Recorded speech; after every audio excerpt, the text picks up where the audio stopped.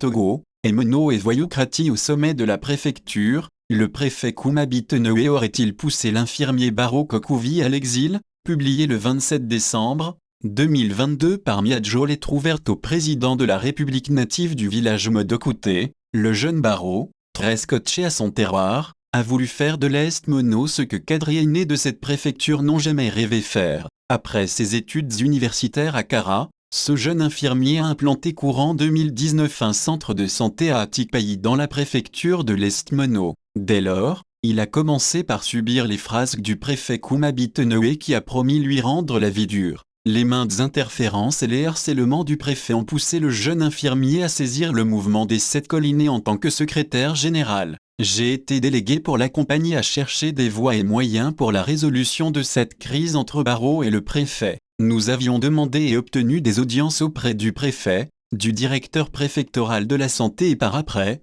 nous nous sommes rendus auprès du chef canton de Pessi, M. Akouvi Alomé dans la structure agropole qu'il dirigeait. Toutes les démarches ont été vaines et j'avais menacé de saisir l'OMS et le ministère de la Santé du Togo pour dénoncer les autres cases de santé hors normes qui polluent la préfecture et que le préfet protégerait en s'acharnant uniquement sur l'infirmier d'État Baro. Dès lors le préfet fut contraint de jeter l'éponge et de cesser toute menace sur notre jeune frère. L'autre épisode émouvant d'Eric entre le préfet Koumabi Tenewe et notre infirmier, c'est la haine viscérale que l'administrateur de la préfecture de l'Est Mono afficherait sur les activités sociales que mène Baro sur le terrain. Amoureux du ballon rond, le jeune homme rafle tous ses petits moyens pour organiser des tournois dotés de prix par-ci, pour distribuer des kits scolaires par-là. Comme à l'accoutumée, en début de la rentrée scolaire passée, notre infirmier dans sa tournée de distribution de kits scolaires aux apprenants les plus méritants, a été chassé manu militari dès Lavagnon, chef-lieu de la préfecture par le préfet.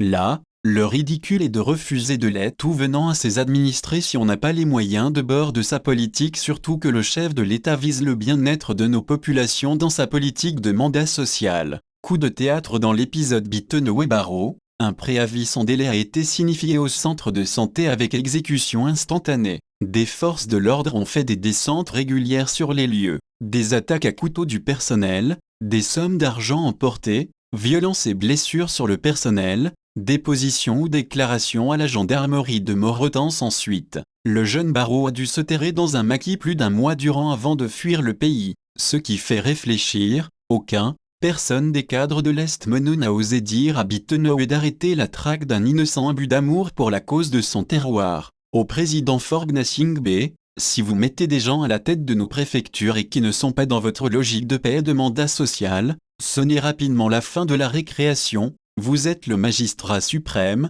nous vous en prions. J'ai avec moi des audios et images écœurantes de notre jeune frère qui a quitté le Togo sous des pleurs, juste parce qu'un préfet voudrait en découdre avec lui sous des prétextes fallacieux ou l'envie de vouloir caporaliser la gestion d'une préfecture où l'eau, l'électricité et les infrastructures routières sont quasi inexistantes. Monsieur le Président de la République, l'Est Mono grenier du Togo, bon élève en matière électorale pour le régime en place ne mérite pas cet enfer que l'administration lui présente. Les populations vous demandent d'agir. Humblement votre, Valentino Gbagbalou, SG du mouvement des 7 collines.